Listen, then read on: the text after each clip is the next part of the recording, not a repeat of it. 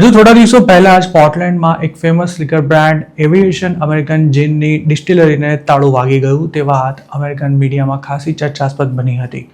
આમ તો યુએસમાં રહેતા ઘણા ગુજરાતીઓ પોતાના લિકર સ્ટોર્સ ધરાવે છે અને તેમાં સારી એવી કમાણી પણ કરે છે.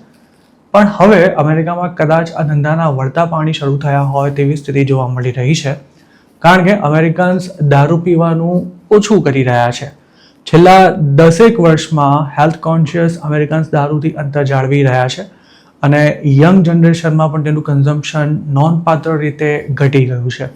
આ ઉપરાંત મોંઘવારીના કારણે પણ લોકો દારૂ પીવાનું ઓછું કરી રહ્યા છે, જેના કારણે ખાસી જાણીતી અમુક લિકર બ્રાન્ડ્સ માટે પણ પોતાના કસ્ટમર્સની બદલાતી આદતો વચ્ચે ધંધો ટકાવી રાખવાનું મુશ્કેલ બની રહ્યું છે. એવિએશન અમેરિકન જીનની ગણના પ્રીમિયમ જીન બ્રાન્ડ તરીકે થાય છે અને હોલિવૂડના એક્ટર રાયન રેનોલ્ડ્સનું નામ તેની સાથે સંકળાયેલું હતું. હજુ 4 વર્ષ પહેલા જ કંપનીએ પોર્ટલેન્ડમાં ડિસ્ટિલરી અને વિઝિટર સેન્ટર ઊભા કર્યા હતા, પણ હવે તેમનું કામકાજ સમેટવામાં આવી રહ્યું છે. અમેરિકન જીનની પેરેન્ટ કંપની ડિએગોનું કહેવું છે કે બિઝનેસની જરૂરિયાતોને ધ્યાનમાં રાખી કંપની તેનું પ્રોડક્શન બીજી ફેસિલિટીમાં કરશે.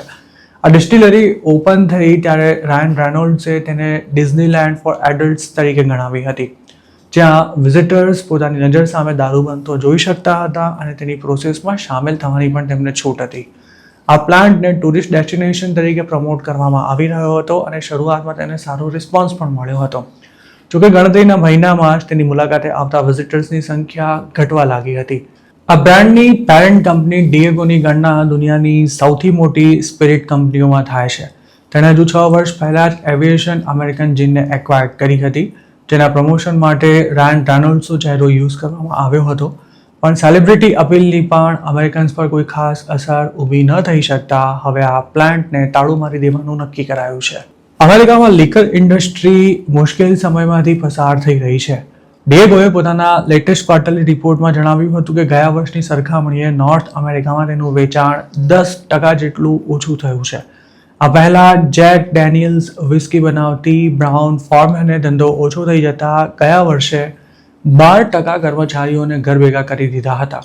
દારૂની સાથે બિયરની ડિમાન્ડ પણ ઘટી જતા ડચ કંપની હાઇનેકને હજારો જોબ્સ પર કાપ મૂકવાનો નિર્ણય લીધો હતો.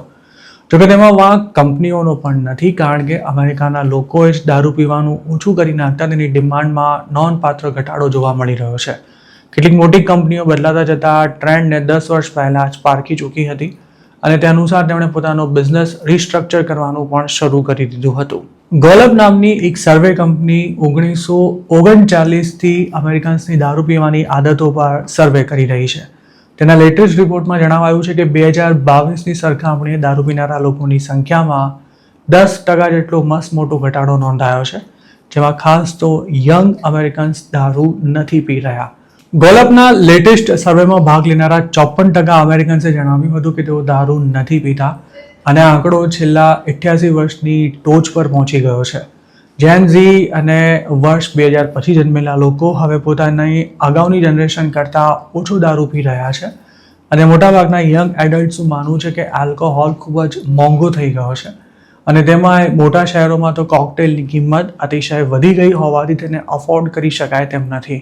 અમેરિકામાં કોકટેલની એવરેજ કોસ્ટ $13 સુધી પહોંચી ગઈ છે તેવું માર્કેટ રિસર્ચ ફર્મ ટેકનોમિકનું કહેવું છે.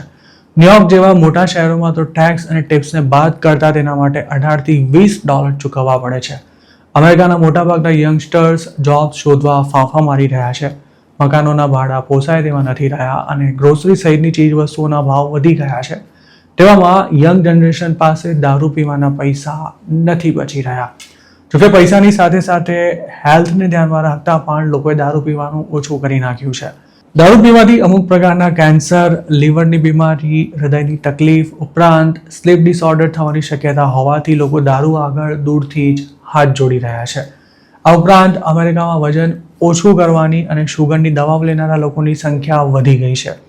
આ દવાને કારણે ભૂખ તો ઓછી લાગે છે, પણ સાથે જ દારૂ પીવાની ઈચ્છા પણ ઘટી જતી હોવાથી આલ્કોહોલની ડિમાન્ડ ઓછી થઈ રહી છે. કસ્ટમર્સની ડિમાન્ડને ધ્યાનમાં રાખતા હવે બાર્સ અને રેસ્ટોરાંસ આલ્કોહોલ ફ્રી મેનુ ઓફર કરતા થઈ ગયા છે અને સાથે જ નોન આલ્કોહોલિક બેવરેજીસનું માર્કેટ પણ ઝડપથી વધી રહ્યું છે. નવાઈની વાત એ છે કે એક તરફ દારૂનું વેચાણ ઘટી રહ્યું છે તો બીજી તરફ આલ્કોહોલ ફ્રી બિયર, વાઇન અને સ્પિરિટ્સની ડિમાન્ડમાં 22% જેટલો ઉછાળો જોવા મળ્યો છે. આ ઉપરાંત મોટાભાગના સ્ટેટ્સમાં ગાંજો લીગલ કરી દેવાયો હોવાથી લોકોમાં આલ્કોહોલિક બેવરેજીસને બદલે અન્ય નશીલા પદાર્થોની ડિમાન્ડ વધી રહી છે. અમેરિકામાં જે ઇન્ડિયન્સ હાલ પોતાના લિકર સ્ટોર્સ લઈને બેઠા છે તેમણે પણ માર્કેટમાં જોવા મળી રહેલા આ ટ્રેન્ડના આધારે પોતાના બિઝનેસમાં ફેરફાર કરવા પડશે, નહીંતર ભવિષ્યમાં કદાચ તેમને મોટું નુકસાન ભોગવવું પડી શકે છે.